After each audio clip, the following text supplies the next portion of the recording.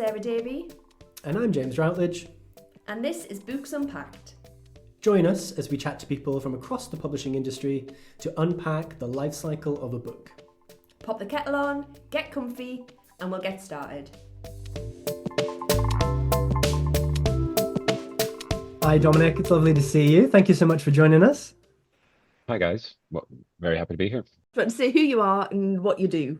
Sure, I'm Dominic Gribben. I am one of the directors of the group audio team for Hachette UK.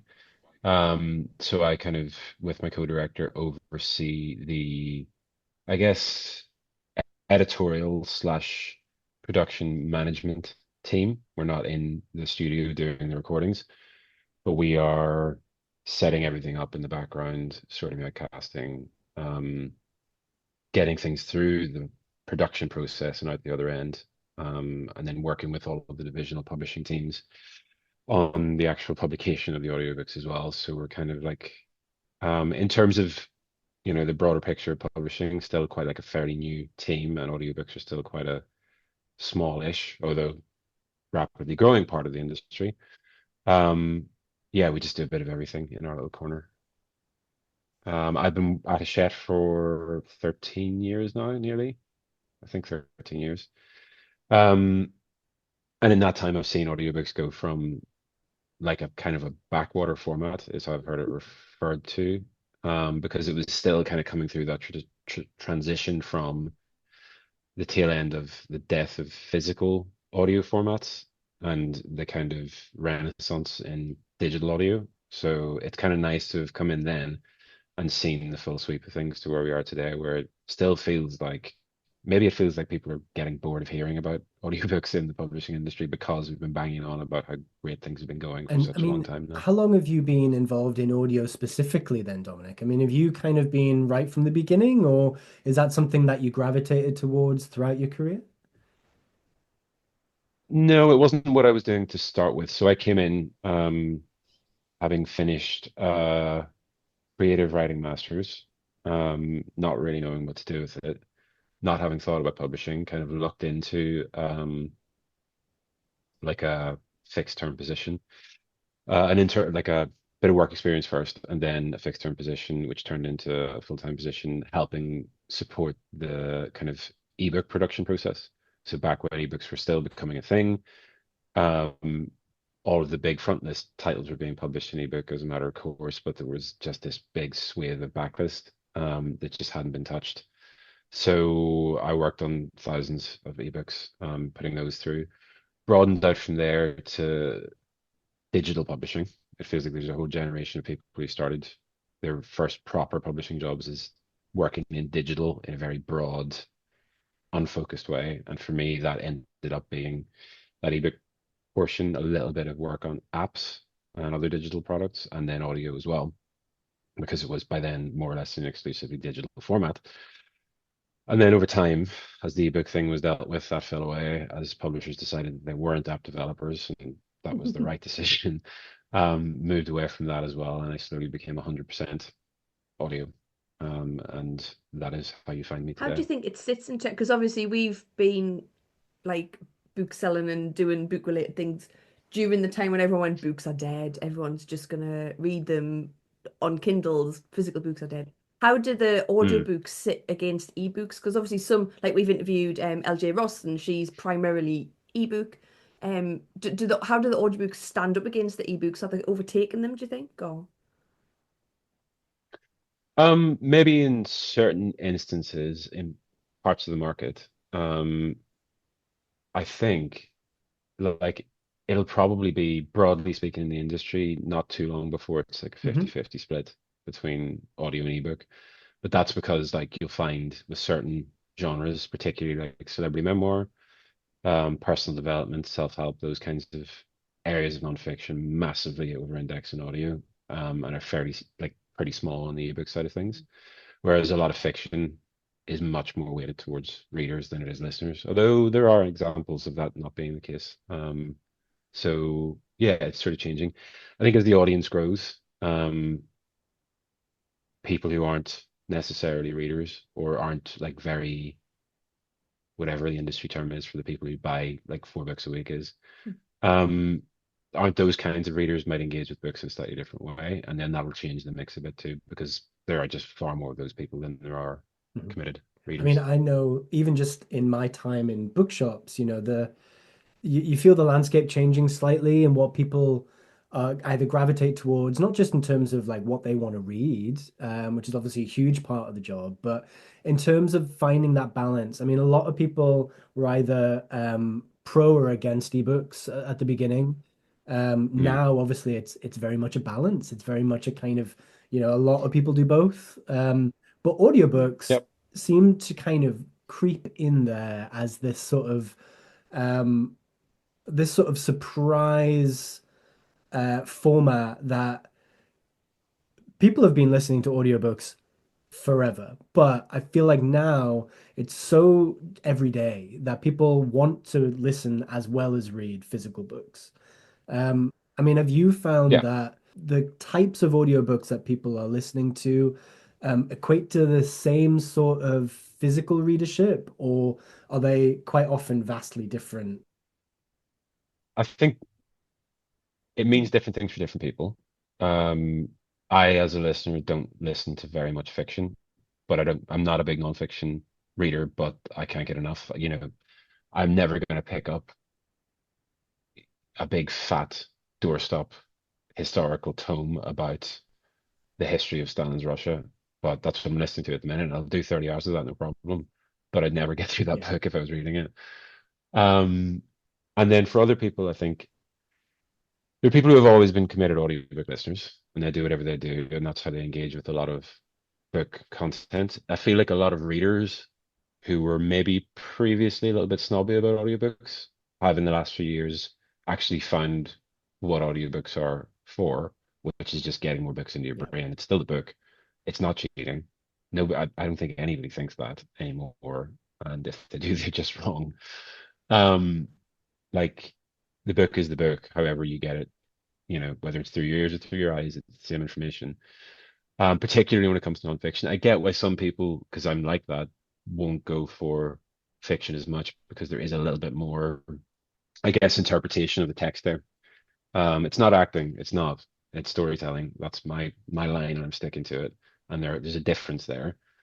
Um, but there's still a certain amount of a reader, like a narrator that is, engaging with the text in a way that you might not as a reader, as the person looking at those words on the page. And that's different. And yeah, I think it's unsurprising that the books that we see in the charts, let's say, of Audible or wherever else, are the books that we see in the chart in the shops. Because ultimately, most big publishers these days publish and promote books in a fairly format agnostic way.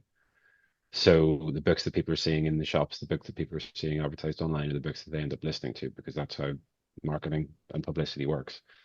But I think there is a bit more of a spread when you get further down, like a diffusion, I guess, of what people are listening to versus what people are reading. Because we do see, like, this is the time of the year when I think publishers across the land are looking at the year that's been and digging into all the data that they have to find out what we can learn about performance last year and apply that to this year. And it's always interesting, sometimes surprising to see the books that kind of bubble up in terms of the biggest backlist sellers and the formats as well, because we look at things in a sort of again a format agnostic way. So we're looking at the top 20 backlist sellers of last year. And for some imprints, there won't be any audiobooks in there at all. And for other imprints, there might be like half the list is audio, and half of those books are books that no Mhm. one's even thought about in the other departments for years, but they're just still selling on and on and on because sometimes audio can have its own momentum and find its own kind of audience and just keep rolling. Because you do see that in the chart, I think, where I think the audio charts sometimes differ from the main kind of physical book high street charts is there's some of those backlist books that just stick Mhm. and never go away, like The Power of Now, like, How to Make Friends and Influence People, like um The Chin Paradox, like others like Jordan Peterson, whatever, a lot of those nonfiction books that are just carved into the top 100 and they're never going anywhere. Um, but I always find that kind of Mhm. interesting too. Yeah, I mean, I, as a bookseller, felt like I was always reading physical copy, like front list. I always wanted to read kind of whatever we're pushing Mm, in the shop at the moment. Quite often, lucky enough to be reading proofs, um, which I guess would kind of overlap into ebook territory. Quite often, we'd maybe get a PDF or an ebook version of a proof. Um, but my listening was entirely different. I would mm, quite enjoy going into the classics with audio rather than sort of. I felt like, especially in my commute, it was that kind of time that I could just mm, commit to anything, and saying like, oh well, I haven't read that Russian classic, and don't necessarily mhm. want to commit my physical reading time to a 1,000-page Russian Yeah. classic, whereas I quite happily listen on my commute all week long. It just felt like a different use Yeah, of my time. actually, I know I say I don't listen to audiobooks, but I do. I listen to classics that I already know. So I quite often put, if I'm working, because I like to have background noise, but I don't want to have to listen. That's the ADHD brain. But Jane Eyre recently, I just put it Mm. on all the way through, and then recently I realised it's gone back to the beginning again. So I've listened to them, but it's because I'll stop and kind of listen. It's like company. All Yeah. it's how different people do it. But yeah, those ones that are. I think that's the thing with fiction. It's like I want to talk probably a little bit more about acting versus storytelling in them because I find that really interesting as well. But with fiction, quite often you have a voice in your head when you're reading. It's about voice, isn't it? Where with the non-fiction, it's quite Yeah, often the person talking directly to you. They've written it in their voice already. Like, Yeah. if it's a Katie Price book, she's written that book and you know it's by her. If it's, like the Andrew Michael Hurley one, Barrowbeck that you did, do you want to hear it in his voice or do you want to hear the voice that you give it when you read it? And that's literally just my perspective, but I feel like I have a voice in my head when I read and I don't know if I want, yeah, I don't know. Yeah. Yeah. well, I think for me that's why I think your husband's probably slightly unusual.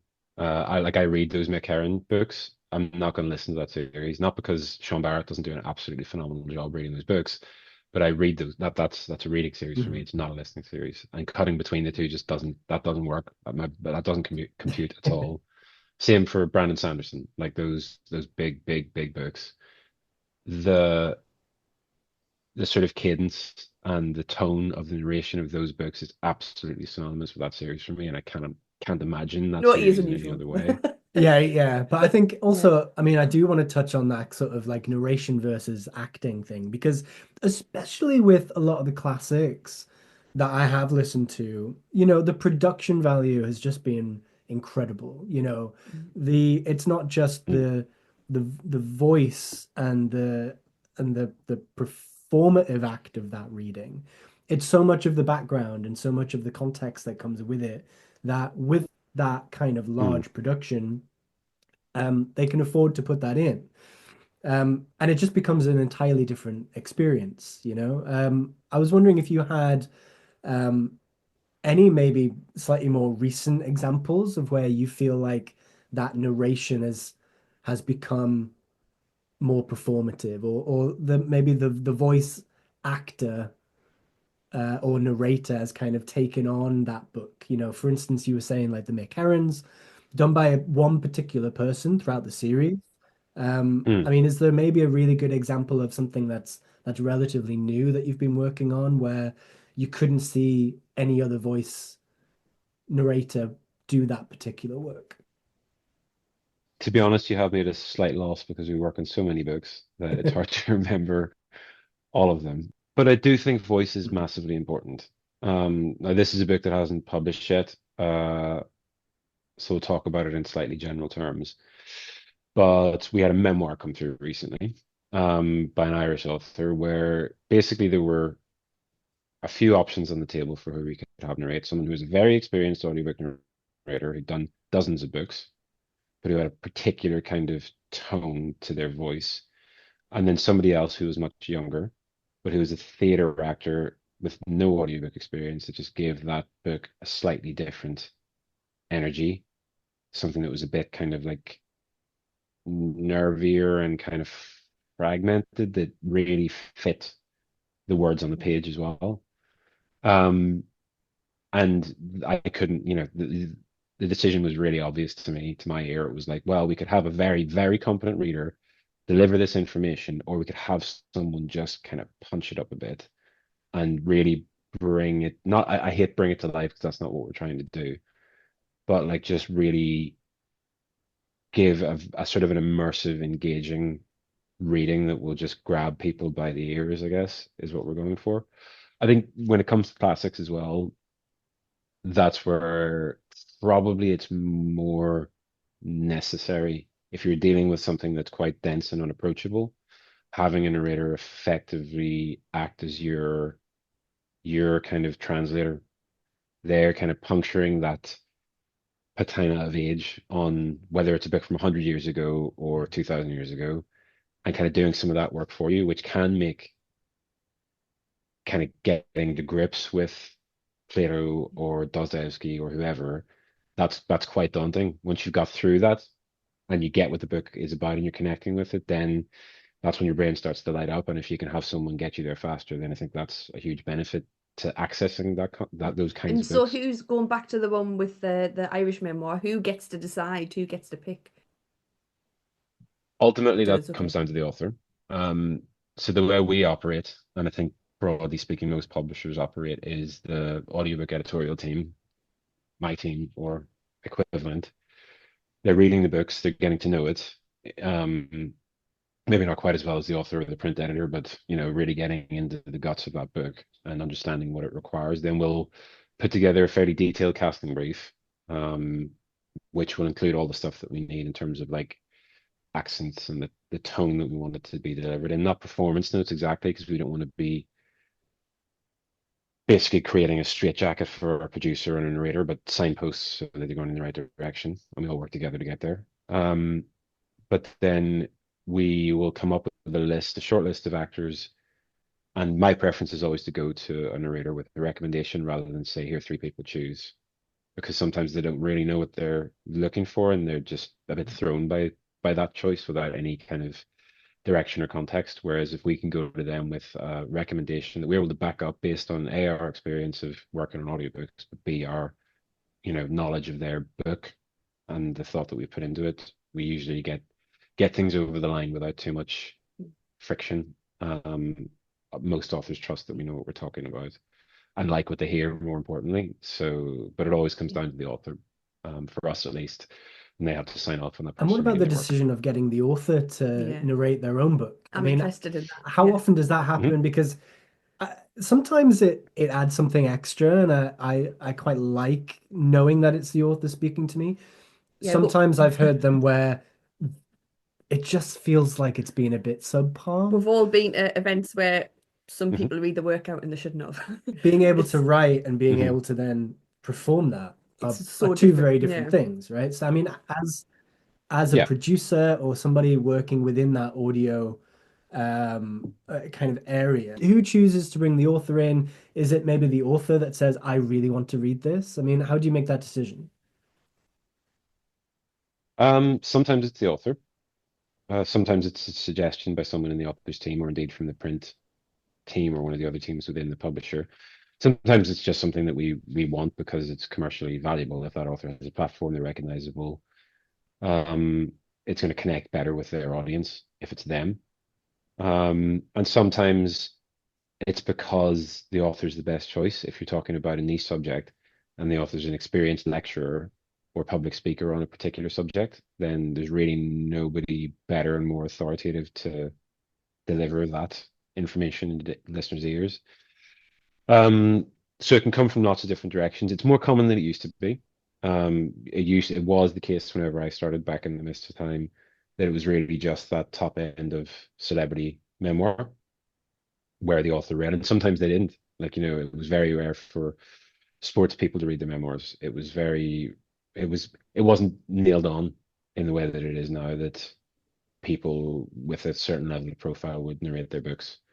Um, but yeah, sometimes you do like get people who give it a go and it doesn't really work out, but it's usually that they'll recognize that and they just want to give it a try. That's something we'll always work with people to do. I mean, it is a daunting task. Audiobook reading is actually it's pretty hard work. It's like 3 days of like intense concentration, 3+ days of intense concentration locked in a recording booth. It's not easy, not for actors and certainly not for people who haven't been behind a microphone before. So like we just do our best to support authors in their ambition to be the ones delivering that. And if it doesn't work out, it doesn't work out, and that's okay too. Like we're never going to judge someone for having a crack and deciding that it's not for them. But we're also not going to, I guess, like risk a bad listener experience and damaging their publication as a whole by putting out a bad recording either. So we I manage suppose that's things the as thing, best you we want the can. book to come across the best it possibly can, and the author as well. And sometimes maybe disconnecting those things between maybe like I want to read it, but it's like, but if we got someone to do it, it gives it that's something else, isn't it? It's I suppose quite a tricky one, isn't it? If Yeah, I guess it's finding the right balance. But yeah. for instance, I listened to, sorry, Merlin Sheldrake's Entangled Life, and I Hmm. just felt while listening to that, no one else could have done that justice. The knowledge and the passion for the subject really came across.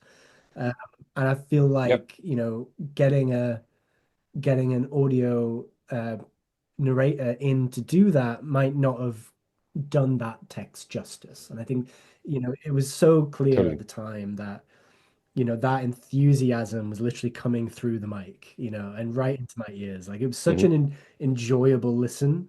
And again, it was one of those big, chunky kind of non-fictions that I wouldn't have necessarily given the time to read physically in that way. But such an enjoyable experience. While we're on the subject of, I guess, making those decisions, I'm really interested in looking at on maybe why a book might not have an audio edition. I mean, do you feel like there's a lot of internal discussion about whether something requires multiple formats, or is it sometimes based on maybe their initial contracts? I mean, can you tell us a little bit about the maybe the behind the scenes mechanics of making those decisions? Like who gets an audiobook, who gets an ebook, or is that very much like a decision really early on with an agent, for instance? Hmm. It tends to be a decision that's taken very early on. Certainly more books have audio editions than used to be the case. It's a very, very high percentage of all of the books published, certainly by Hachette in a given year, have an audio edition.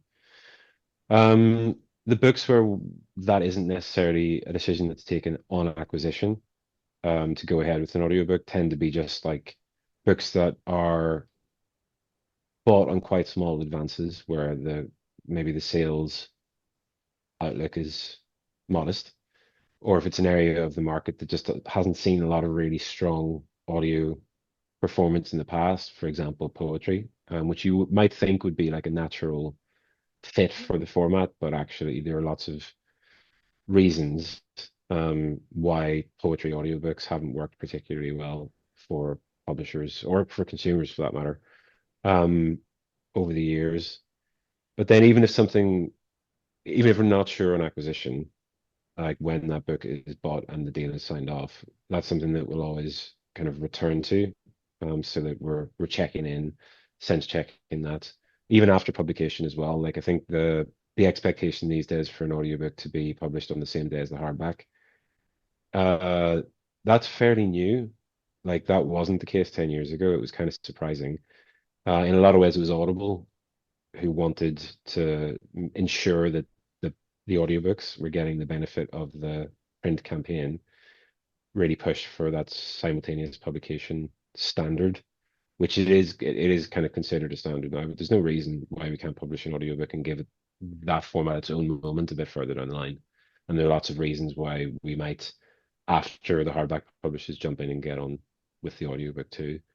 It just requires a slightly different approach in terms of how we kind of market and publicize that edition that's out on its own.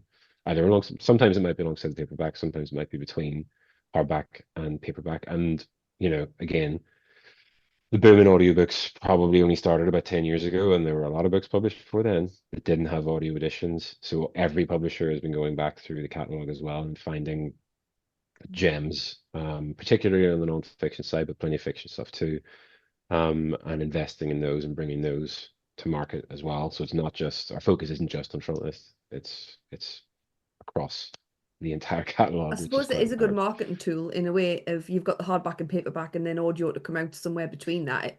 From a marketing point of view, I guess it makes sense to hold on to it rather than push. It would be like, when films are out with the pictures and then they're on streaming at the same time. They don't like to do that because they want the cinema and then they want that. And this gives you that Yeah. sense of, there's something coming, there's something more.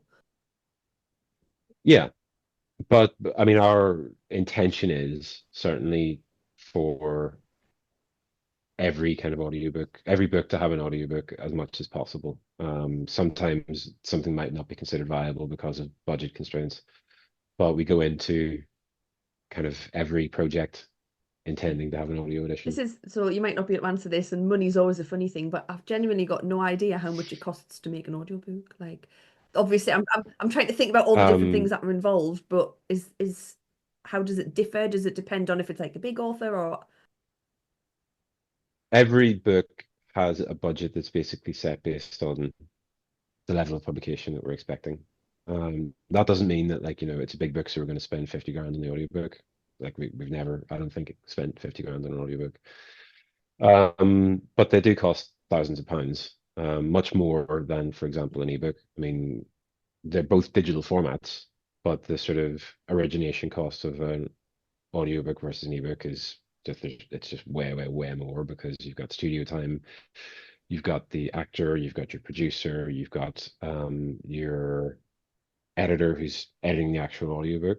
You've got your check listener who's listening to it all the way through against the text to make sure that it is what was supposed to have been recorded. Then you have to get those files mastered and delivered and distributed. There's a lot of people, stakeholders, parties involved in production of an audiobook. Whereas with an ebook, lots of work goes into creating an ebook, but ultimately you're talking like hundreds of pounds to convert that typeset PDF to an EPUB file and check it and make sure that it meets your standards and then get it out there. it's really Yeah. interesting all that just, I mean, on a very basic level, just editing the podcast, obviously, we don't know what we're doing. Takes, well, we're faster now, but you suddenly realize like how much work goes into it. And we got a bit, when we did the train thing when you write North, we both got a bit like obsessed with Yeah. how interesting it was. And it was Mike at Northumbria University, and he's so enthusiastic about audio. We suddenly became like mega fans of Yeah, audio as you well. realize the limitations aren't always your own knowledge. It's down to the kit, it's down to kind of the time and Yeah. what you're Yeah. using to kind of to make it as polished as possible. And for those people who are listening now, know that this isn't necessarily that well polished, but it's a I guess we're learning as we go. And I think in terms of audiobooks as well, it's been interesting that obviously the quality has massively improved over the years. Um, the production value has gone through the roof. I feel like um, the product is the best it's ever been. I mean, how do you feel? I mean, obviously, part of this podcast is about the life cycle of a book and kind of looking at all of the little jobs that come into the industry that people are slightly less aware of. And I guess talking to you today has been really interesting, just hearing all of the other smaller jobs that we didn't really know. Having somebody listen along and following the text seems I like feel like now that's common sense, right? But I didn't know that was a that sounds like particular it job. might be my dream when I need an idiot, because sometimes I need a day when I do something like that to focus. Like yesterday, I did the program and Mhm. that like helped me reconfigure. I was like, I want to be a checklister. Like I'm gonna write out what's my new dream job. Sounds amazing. I want to talk with chat. Oh my God, that just sounds amazing. There's a very good check listening business, post-production business in Newcastle. Oh, So I'm just like, saying. Well, that's don't interesting. go Yeah. tell Susie. Well, I guess that kind of brings us to a part of what we wanted to talk about, which is sort of this sort of regional expansion, especially with Hachette. We've seen it with Harper North and Faber for just examples. Can you tell us a little bit about that kind of northern expansion within the last year or so, and how that I guess that'll lead us into talking specifically about the centralized audio team as well. Hmm. So obviously, like maybe not obviously, Hachette has had this policy of like developing centers of publishing excellence around the country for the last several years now, which has resulted in lots of locations where there are now Hachette offices where people are moving to work there, or they're recruiting new publishing talent from that area, Bristol, Sheffield, Newcastle, Edinburgh, Manchester. And it's working brilliantly. I mean, we all got so used to working on Zoom as a result of the pandemic. I remember the conversations that people were having about, because that was on the roadmap before the pandemic. And I remember the sort of more old school editors going like, just not being able to figure out how they could possibly have someone on their team that wasn't in the office with them. They just couldn't make it work. And then we just had to. And I think that was actually a real benefit of the pandemic in a way, which sometimes feels like a weird thing to say, but it just meant we had to get on with it, and it happened. And I think we're now seeing the benefit in terms of how well all of those different locations around the country are actually integrating with the business as a whole. But then last year, like Carmelite House has had that's the home office of Hachette in London, has had a studio up and running since the end of 2019. There are 5 recording booths there. We opened a single recording booth. So we've got a studio assistant and a producer there full time in Sheffield now, which is brilliant. And we're hoping to be producing as many as 50 titles a year there. This is our first full year of that location.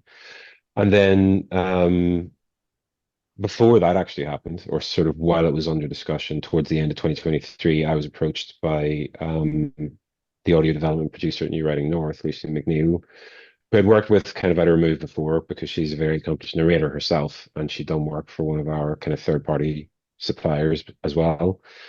But she came to me with this idea about working in Newcastle too. And we kind of broken out of London anyway. We were always used to going to where authors were, and through the pandemic had to go more broadly to where the talent was to record.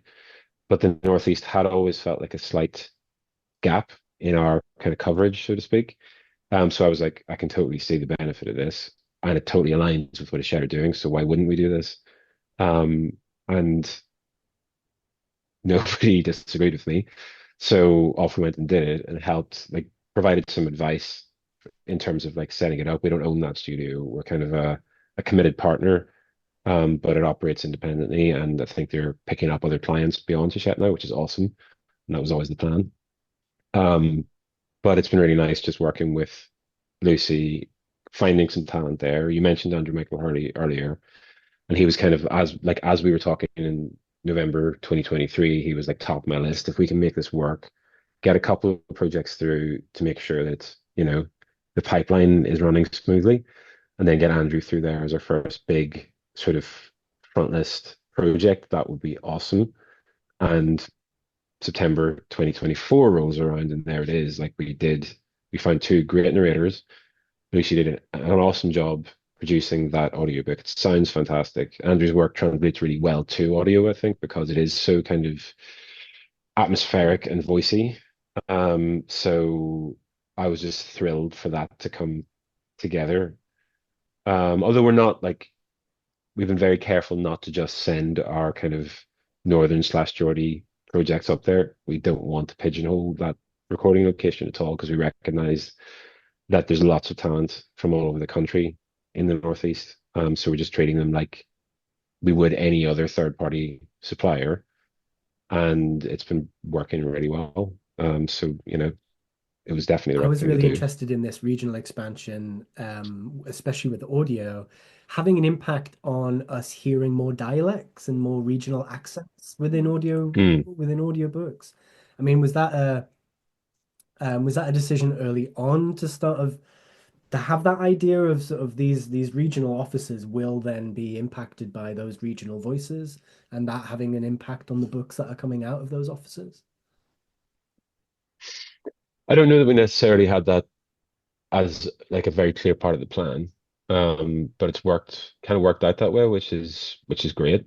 I mean, it used to be the case, particularly with nonfiction books, that it was some white dude in his 50s who sounded like he could be reading a BBC documentary. That was your audiobook narrator. That was most of them. And you know what? Those guys do an awesome job, and they deliver that content. And sometimes you have a book and it's just that's exactly the voice that you need, but not every book is that. And so many books can be read by kind of anyone. So I guess the regional expansion in terms of where we're producing has just kind of amped up that sense of, well, there are lots of books that can be read by anyone and therefore should be read by a range of people, um, which is really awesome to see and hear. Like we've got lots of people like within the team. I'm not, I don't have an RP accent. Um, and we've got a great team member up in Scotland. And we produce Hachette Ireland's titles as part of our remit, as well. And the whole team are really committed and interested in kind of doing even more than we've done to date in terms of regional production development and doing more productions in Ireland and doing more productions in Scotland, and developing something a bit more solid than we have currently, sort of in the Northwest, and really making that Sheffield production location kind of like sing. At the minute, we're bringing a lot of talent over from Manchester, but really the studio team there are really committed to developing voice talent in their own kind of catchment area. It doesn't rely on bringing people over from Manchester, where there is a lot of really well established voice talent. So that's part of the mission as well, is like, bring people to that location, but also find people in that location. And that applies to both the people who work for Hachette in those locations, as well as the people who work with us on audiobook Yeah, it's a recordings. really, and I always bring up accent every time because I'm generally the most common sounding person in a room, just because publishing is a bit like that, and there's not much, but I think it's really important. You made that distinction between, although it's based in the Northeast, it doesn't mean that every book's going to be in the Northeast or written, because lower writing in the north, we don't have to write about the north, and it's not pigeonholing people. It's making Yep. sure that there's something everywhere, so we feel like when our work's ready, we want to get it out there. We don't have to go to London, we don't have to travel, and we can find talent. But again, the northeast, the same as everywhere, people have come to settle and live, so it's having I think it's just having the facilities so people want to stay if they've come for university, and and they want to produce their work there. And then if people are local, they feel like there's a space for them as well. Yeah. Yeah, it's all about having access to choice, right? And I guess, you know, since the pandemic in particular, I think people are wanting to not just live in Newcastle, not just live in London, and places like Newcastle are now an option for anybody, if you're wanting to get into Yep. publishing, and not just as a writer, but even now having audio on our doorstep just opens so many doors to people Yeah. locally. It's a complete, obviously, I always go off on one, but I just remembered when we were talking about voice, I read a proof when we were reading for the festival. And it was written in dialect, and it was a little, somebody else couldn't quite get into it, and I managed to get into it, and it was phenomenal. Like, I'm so excited about it. But at the Mm. end, she talked about being really influenced by the voice of Maxine Peake. And I was like, if I hadn't read that beforehand, when I started reading the book, I would have been like in there because I can hear Maxine Peake. And Yeah. I went back and I was like, I get it. But she was like, this is the kind who I imagine would be speaking. And I'm like, I really hope. I think it's with Indigo Press. If the like Maxine Peake can do the audiobook, because it would be like incredible. But yeah, it's a just sorry that regional, just Mhm. having that sense sometimes before you set out as a writer about the kind of voice. Yeah, it was a useful little tool. But Yeah. Well, it's about authenticity. Yeah, and that can be like a challenge for audiobook production. Like if something is very, very hyper specific, I've found that I've used this example in conversations with people before. But John Murray published a book by an author who's from sort of where I'm from in County Armagh in Northern Ireland, and wrote a book that was very, very like really leaned into the South Armagh dialect. That doesn't sound like my accent at all, even though that's where half my family's from, and it's like 20 minutes down the road from where I grew up. But Northern Ireland is like that. Your accent is your postcode. And like we ended up having to luckily that author had some like background in acting, so he did it for us. But if we hadn't been able to get him to do it, I don't know how mm, we would have done that, because it was so specific and so reliant on that voice. But that's becoming less of a problem now, because of this regional expansion, and we just have that much broader palette of voices to choose from, which is, it's only going to be a good I thing. kind of I don't it's we keep talking about like authenticity and representation and diversity in particular within the publishing world is such an important factor. And I don't want this to necessarily take over the rest of our conversation, but I did want to touch on AI being introduced into audio. And I wonder if Hachette in particular have any particular stance on that going into the future. And in the face of this regional expansion and this authenticity, AI seems to be kind of looming in the background slightly, and it's on everybody's Mm. minds right now about not just about jobs, but it's about this voice, this authentic voice of an author or a text, and how we engage with Yeah. it. Well, Hachette's sort of publicly stated position about AI is that we draw a line between operational and creative uses. So, like, if it can help with operational efficiency, if it means that I can spend less time manually clicking through stuff in our system and running more efficient reports and keeping track of the hundreds of productions we have to keep track of, that we're kind of all for that. But then the creative side of things, use of generative AI to create copy, covers, do creative work, that's something that we're not comfortable with. Um, Audiobook narration, it's not something that we're doing currently. It's something that we're keeping a close eye on because I think we need to, you know what the state of the art is and the state of play is. Um, but I'm not really sure. Like I think a lot of the concern about AI is just people not knowing how it's going to fit in the same way that probably 15 years ago people didn't know how ebooks were going to fit in. At one point publishers thought that that was just going to be a weird niche format that they would sub-license out to a specialist and then forget about it. No one's going to want that. So I think it would probably be quite silly of us to just assume that people don't want or will care as much as we do about authenticity, and some of them will just want cheap content. That could be a driving factor in any change with audiobook production shifting towards AI. And there are companies out there that are doing it quite well, but there's no sort of driving commercial reason for publishers to really get behind it at the minute, partly because the biggest retailers won't sell any synthetic voice technology. But there may be genuinely good uses for it, like in terms of introducing new elements to productions. I think I can think of a couple of totally warranted use cases, like for example, if an author themselves is unable to narrate their work, but there's a very strong case for it to be their voice. There's technology available that could make that happen. So if an author has lost their voice due to a condition, or indeed if that author is no longer around and their estate want a memoir to be in that author's voice, then there's probably an argument there for like legitimate use of technology to deliver on what those It's people that want. line, isn't it? I think between Um, what's open and what isn't, and I think that's what come with a lot of it. It's about AI creeping in without us knowing. Yeah. If we're upfront about, I mean, yes, obviously we yeah, all have like and personal. We can't just go, we hate AI because it's not going to go anywhere. It would be wrong. It would be silly, really. It'd be like we just don't want to use it. But it's kind of the honesty yeah, about it, isn't it? I think, It's and that transparency. yeah, I guess it's not yeah, being it's us not wanting to be felt like we're being fooled, yeah, tricked in some way. yeah, And this, I mean, it sounds like hyper sci-fi that we're getting authors' voices who aren't with us anymore, but it's a reality, and we're seeing it on our social media feeds. We're hearing it yep, already, and it's kind of mhm, scary, but in a way, it's fascinating, and it is really interesting that these tools are available to us.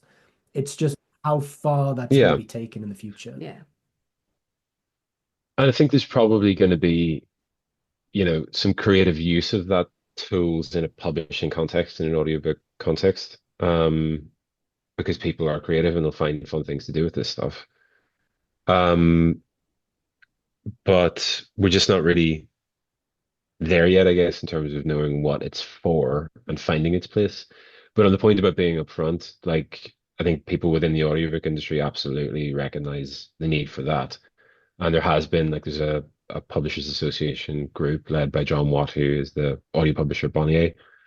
And he's done great work with a group of people within that kind of panel of publishers talking about proper labeling and how we discuss AI, even though we're not doing it, like accepting that eventually there's a world in which synthetic voice technology could be used in the production of audiobooks in some way.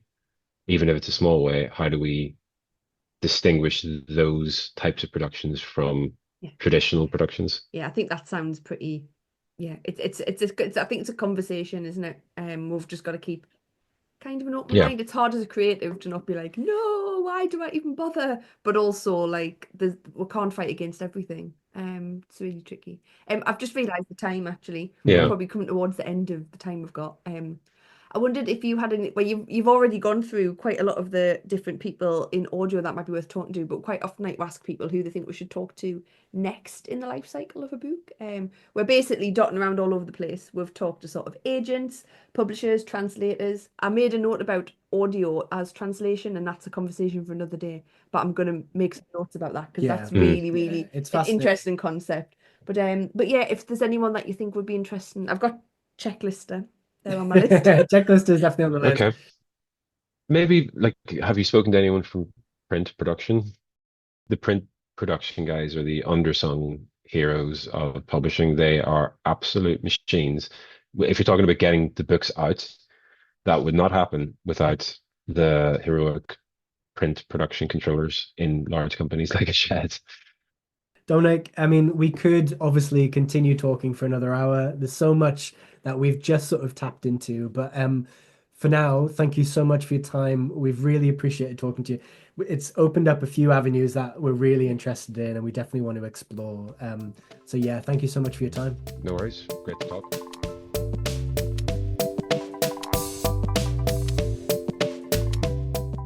Thanks so much for listening. We hope you learned something new like we always do. Follow us on Instagram and subscribe to our Substack to be the first to hear more. And you can find us in all the places you usually find your podcasts. Until next time, keep reading.